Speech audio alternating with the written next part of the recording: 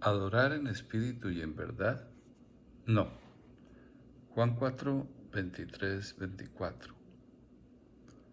El texto griego, la versión corriente, mas la hora viene y ahora es cuando los verdaderos adoradores adorarán al Padre en espíritu y en verdad.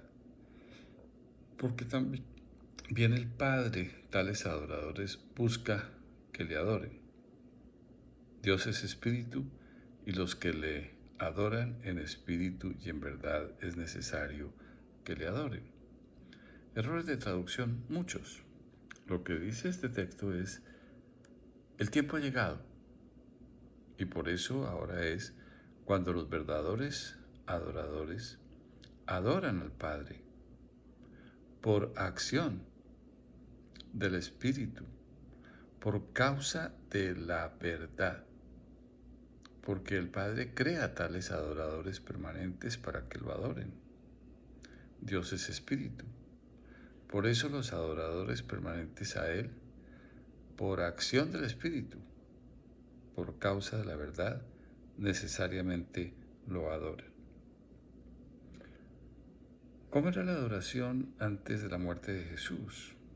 Antes de la muerte de Jesús, los cristianos iban al templo en Jerusalén para adorar a Dios mediante el sacrificio de animales, ofrendas, por el pecado y la paz, lo cual era una declaración de la fe en el Salvador que vendría. Después de la muerte de Jesús, después de la venida de Jesús, ya no son necesarias las ofrendas, porque la verdadera ofrenda, la vida de Jesús por el pecado y la paz, fue ofrecida en la cruz del Calvario. Ya no existe el templo de Jerusalén. Ya no hay lugares para adorar a Dios, así lo enseña Jesús. Jesús le dijo, mujer, nada impide que me creas que la hora viene cuando ni en este monte, ni en Jerusalén, adorarán al Padre.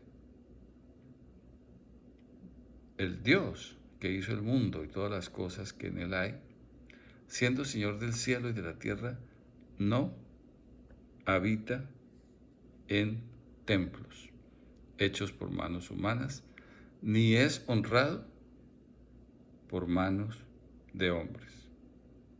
Decir que existen edificios para adorar a Dios es rebelarse contra esta enseñanza de Jesús. Eso es lo que Dios llama el culto de los necios. Las traducciones corrientes traducen equivocadamente como el Padre tales adoradores busca que le adoren. Dios no puede buscar entre los muertos espirituales, ni tiene que buscar lo que Él ha creado. Si Él tuviera que buscar adoradores, pues no sería Dios.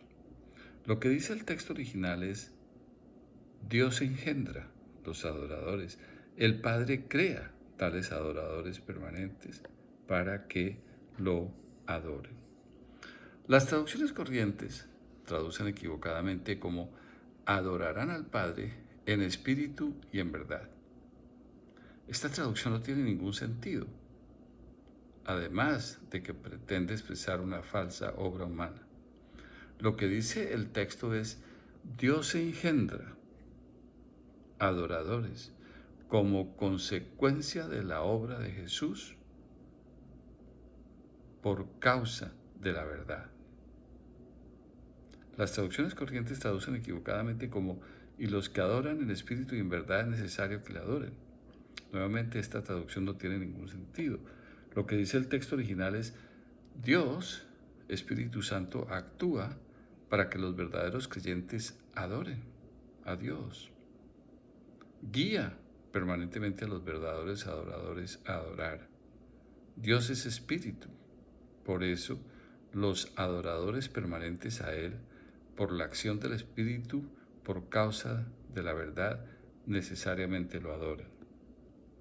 En conclusión, adorar a Dios es una condición individual factativa permanente que Dios produce en sus hijos adoptados y una acción individual causativa permanente que Dios produce en sus hijos adoptados.